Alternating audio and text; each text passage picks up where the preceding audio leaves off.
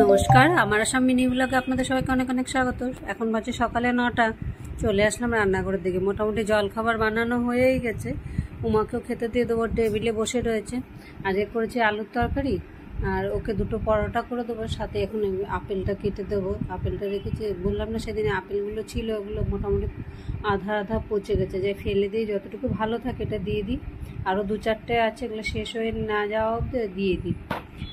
Ready হয়ে বসে ওর খাবারটা দিয়ে দিলাম। এখন টিফিনটা আগে ভরে দেবো। টিফিন রুটি হয়ে গেছে, রুটিগুলোকে একটু জল দিয়ে ধুয়ে তারপরে দেবো।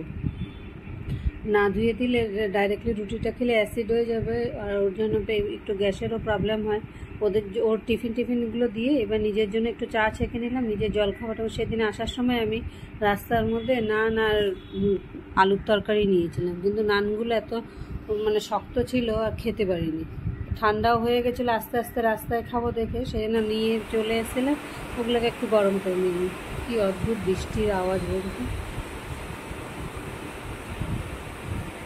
এত জোর বৃষ্টি এসে গেছে যে পাখিগুলো সব উড়ে উড়ে যার যার জায়গায় গিয়ে কোথাও একটা শেডে বসবে। তো এই সকাল থেকে একটু মেঘলা মেঘলাই আছে, এখন ওয়েদারটা পুরোই চেঞ্জ হয়ে গেছে। একদিকে ভাত বসিয়েছি, একদিকে কালকে মাছ দিয়ে গেছিলো। কালকে মেনলি বলেছিলাম যে খেতে খেতে 2:30-3টা বেজে গেছে, কারণ 1টার সময় এসে মাছওয়ালার কাছে কিছু মাছ ছিল, ওগুলো দিয়ে গেছে। তার মাঝখানে ছিল চিংড়ি মাছ, ছিল মোটামুটি আধা কেজির মতো, মোটামুটি 12-14টার মতো ভাঙন মাছ ছিল, আর চিতল মাছের লেজের দিকটার কিছুটা অংশ ছিল, 1 কেজির মতো ছিল। তাই ওর 1টা বেজে গেছে, বিক্রি হচ্ছে না দেখে, তাই এসে মাছগুলো দিয়ে গেছে। আর আমারও ঘরে মাছ ছিল না দেখে আমি আর কিছু বললাম না, যে ঠিক আছে।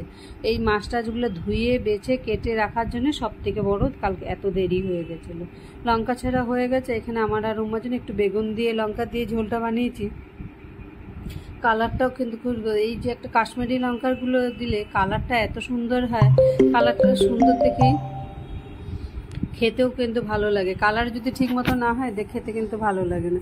কাঁচা লঙ্কার তরকারি মোটামুটি আলুর ঝোল বা চচ্চড়ি করলে ঠিক আছে, কিন্তু মাছের ঝোল টোল কালার না হলে ভালো লাগে না।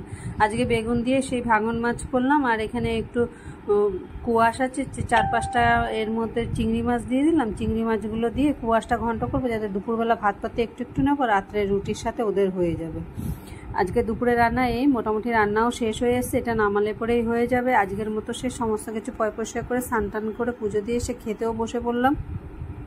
কালারটা কি দুর্দান্ত লাগছে না? খেতেও কিন্তু খুব ভারী টেস্ট হয়েছে তরকারিটা। তাই আজকের মতো খেয়ে দিয়ে নিই। আজকে টিউশন কিছুই নেই, ঘরে আছি। এখন বিকালবেলা খেয়ে দিয়ে উঠে বসে এবার এখন দেখি কিছু কাজকর্ম আছে, ওগুলো করে টোরে নিয়ে আজকে দিনটাকে এইভাবেই পার করলাম। বিকাল হতে হতে এখানে আমি নিয়ে নিলাম 1 কাপ লাল চা, আর সঙ্গে চানাচুর ছিল। এটা দিয়ে আজকে বিকালটা সারাটা দিন এইভাবেই পার করলাম।